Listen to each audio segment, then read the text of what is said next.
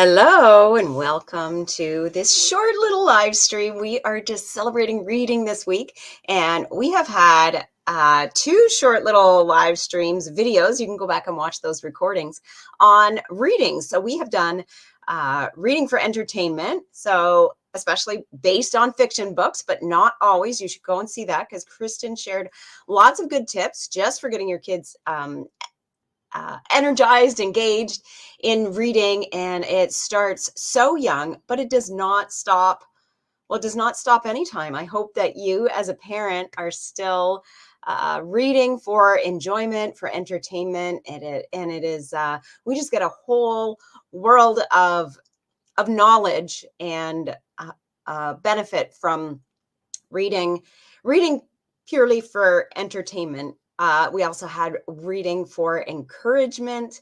And you can see that video that we had yesterday. So today we are talking about reading to develop critical thinking skills. So as a homeschooler, that's going to come into your curriculum for sure.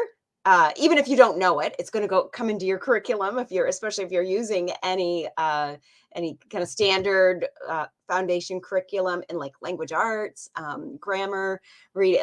You're going to get your kids are going to get that kind of teaching. So what I want to talk about today is a little bit the importance of that. So critical thinking can really come in a whole lot of ways. I actually just think of the video that we had, a video interview we had with uh, from Creating History, Mike Zietsma, from Creating History, and we talked a lot about creative thinking skills then. So I will try to remember to put that link in after I'm off this video right now, to that video. But otherwise, just look in our videos on our Facebook page. You can also see it on YouTube on the Old Schoolhouse channel, but on our Facebook page for Homeschooling Across Canada, and you can see that video interview where Mike really shares a lot about how he works that into his curriculum and just some advice for parents in general to develop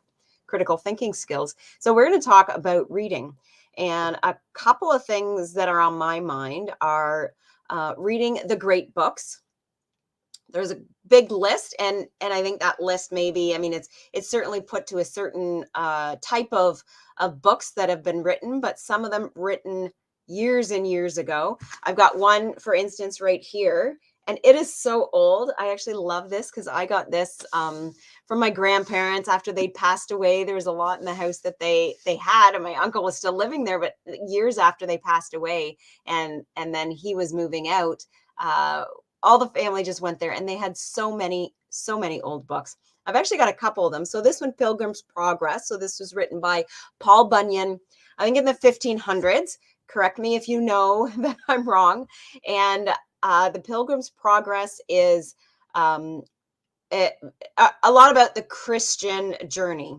And I have not written the whole book, or sorry, I have not written the book at all. I've not read the whole book. I started it with my boys, and then I just thought they were a little bit too young for it. So now they're 12 and 15, and definitely my 15-year-old. I think we can focus on it a little bit more. I've found some neat curriculum to get with it just to develop that critical thinking. So that's my plan. I've also got this one, again, from my grandparents.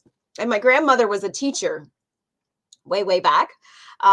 So she had lots of different books, but this one, The Old Man and the Sea by Ernest Hemingway, and I don't actually know if this was, but I just know it's popular. Again, I have actually not read this one yet, but I've got a nice bookshelf full of books of these what are considered classic books and the great books, and these are ways that we can have our kids thinking a little bit deeper about the content, and it doesn't have to be pushing them. Even as adults, some of these books are hard to get as far as comprehending what's really in there, and that just means you put it down. So if it just seems like, okay, I just don't get this, understand it, I still like to go through it and then come back to it. And it doesn't mean you don't have to finish a whole book either. If you could just do part of it and and then see that that's something to come back to, whether it's for you as the parent or for your kids. And even better that you're reading something together, and being able to just discern and understand different concepts, different perspectives. That's kind of what we want, right? We want to open ourselves to different perspectives. That's not taking on all different perspectives, but discerning what is right and wrong. I've got one of these articles that we have that is oh, let me put on my right thing here: positive character building in children. So I'm just going to put that link right in the comments here. This is one of the articles that we have on the Canadian Schoolhouse website. And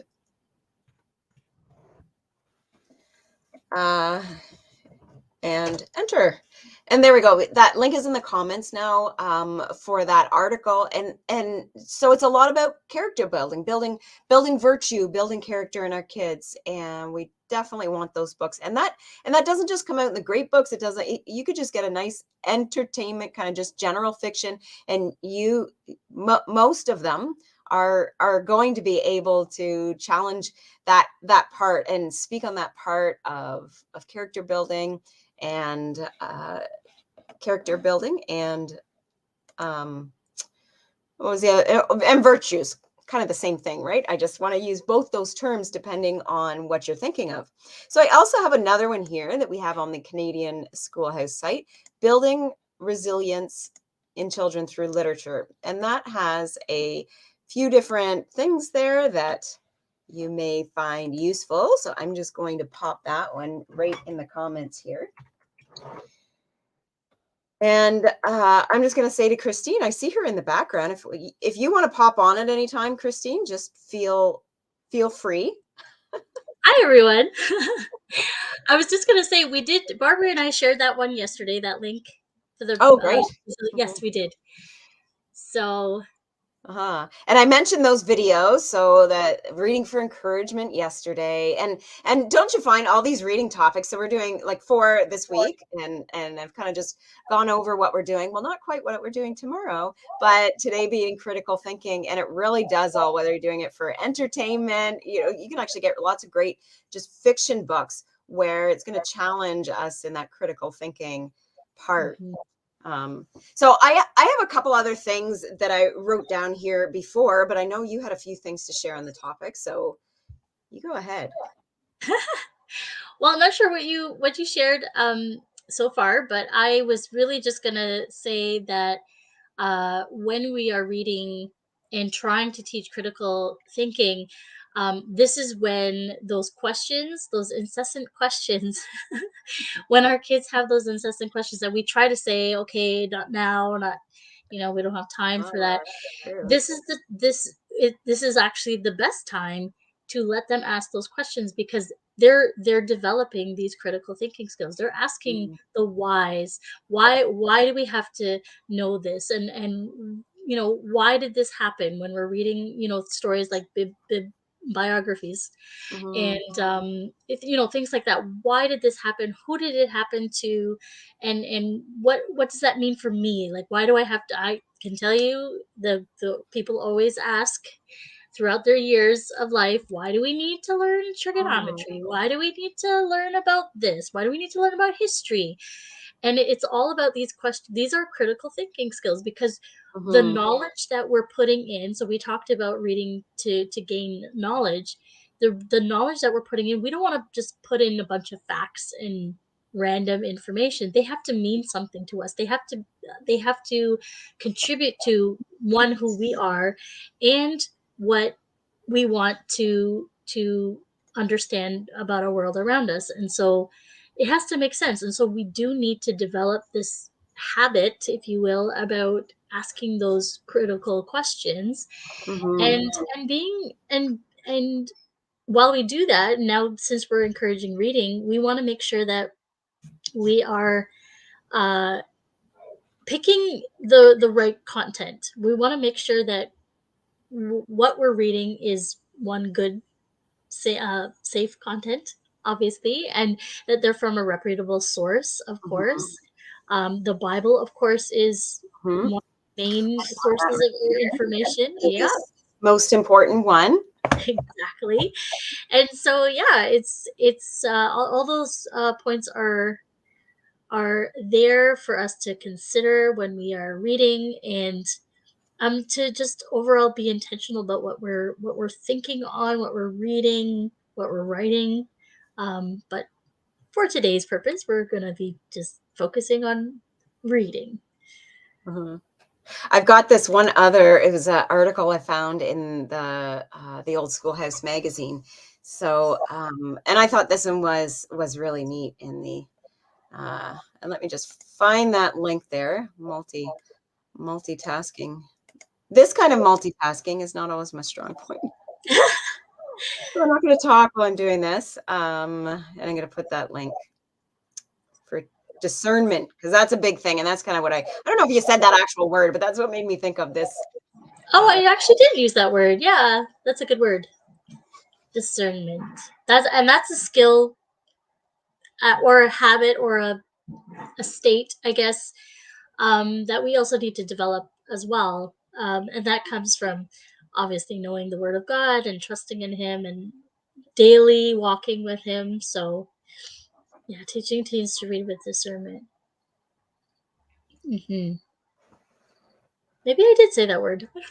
I think we're talking about it in that sense, just as this Facebook user.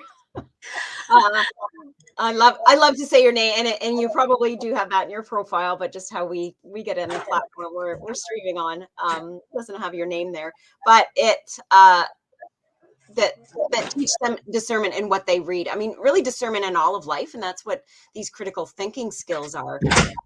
Discernment in what and what we're reading, I think, is so important. And you definitely, whether you use that word or not, you definitely talked about that it's important that we're not just picking up anything. Because I will admit that I've done that a little bit because I do not have reader.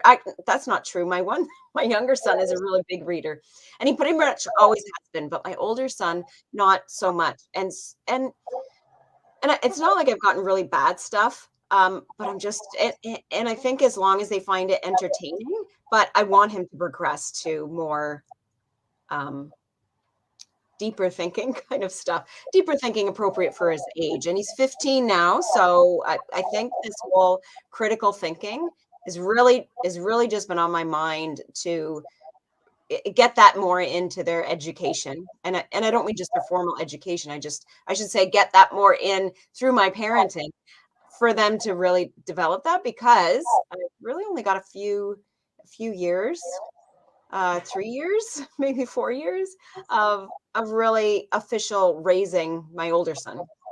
Hmm. Um, so it's important that we give them this basis, right, um, of how to think and not be fooled, not be deceived. That's what I mean. The Bible, when overall, and it says it so much in the Bible. Do not be deceived, and it says it in so many different ways. But because there is so much deception in the world that we live in, and always has been, was it Bible times, and Paul wrote letters and letters and letters to the churches because they were having specific issues for that. So Hmm. something we are always going to deal with, and we need to equip our kids with that. And just there's so much in books that we can do that with. Hmm. For Mhm. sure. I love reading, and Uh-huh. there's so many good reasons to do it. I wish I had more time for reading. Oh, me too. uh, Me I, too. I always bring a book along with me. I shouldn't say always, but sometimes when I go out, I'll bring a book along with me thinking, oh, there'll be a little waiting time. And and once in a while I do, but most of the times I feel like I'm going quickly from one place to the other, and I don't get the chance to read. So I really have to carve out time in my day because as parents, we still need that um, sharpening of our mind through reading certain types of books. So. Hmm. So, anything else we want to talk about? We want to make these fairly short. So, I think we've covered a lot already. But anything else that you had that you wanted to talk about on this reading for critical thinking skills? That's Kristen. Oh. Oh, yes, on the ferry ride. That is true, and so I used to get a lot of reading done when I had to take the bus into college, those early morning bus rides. Mhm. Yep, it was either reading or talking to Jesus. I really liked when I did take the bus. It's been years since I took in public transit, but that is such an awesome time to be able to read. I got so much Yeah. reading done at that time in my life. Uh-huh. All right. Well, I think we're gonna round this up for today. We're gonna be back tomorrow, 10. Well, depending where you are, we'll just do our Eastern time. You can, so it's going to be 12 PM. 12 Eastern, 10 o'clock my time. I'm in Saskatchewan. Uh, Christine is in Toronto, and it will be both of us tomorrow as well, won't it? Right? You'll Yes, be joining me tomorrow. Yes. So we'll be yes. back tomorrow, and we're going to talk about reading for knowledge, which really just encompasses all the things we've been talking about the last 4 days. Mhm. Well, enjoy your day. We'll see you tomorrow. Bye for now.